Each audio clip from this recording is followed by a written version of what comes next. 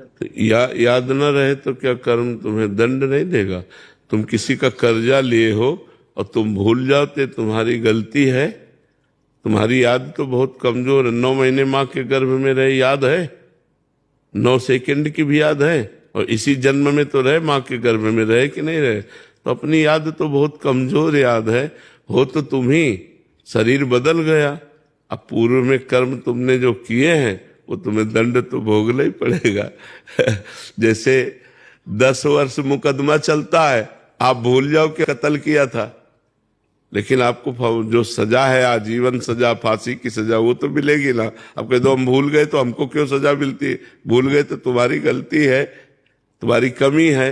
नहीं, तुमने जो जो अपराध किए हैं या जो जो अच्छे कर्म किए हैं उनका फल आपको मिलेगा। अच्छा, शरीर बदल जाते हैं। शरीर माने पोशाक।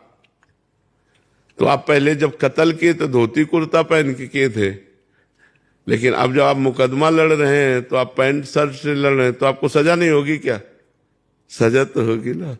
तो जैसे आप पूर्व जन्म में स्त्री थे या पुरुष थे या क्या थे, आपने पाप किया, अब इस जन्म में आप पुरुष स्वरूप में बालक हैं अभी, तो आपको भयंकर दंड मिला।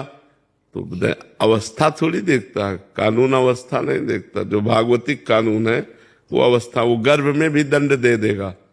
गर्भ ही नष्ट हो गया, वो तो दंड विधान कर्म के अनुसार जो आएगा। तो ये थोड़ी देखा जाता है कि बालक बूढ़ा जवान, ये तो कपड़ा है बाहरी, बालक बूढ़ा जवान।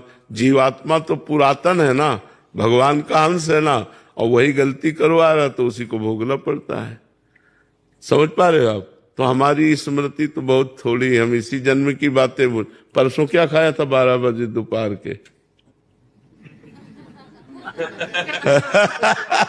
हमारी तो स्मृति बहुत छोटी है, नहीं है?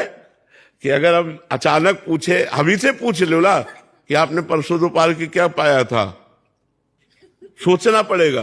परसों की बात, जबकि हमने खाया है, सोचना पड़ेगा हमें। तो फिर हमारी सोच तो बहुत कमजोर सोच है। हम अपनी सोच के अनुसार न्याय कैसे मांग सकते हैं? हमने जो जो किया जन्म जन्मांतरों में, अवश्य में भोक्तव्यम कृतम कर्म शुभाशुभम, हमको शुभ अशुभ कर्म भोगने पड़ते हैं।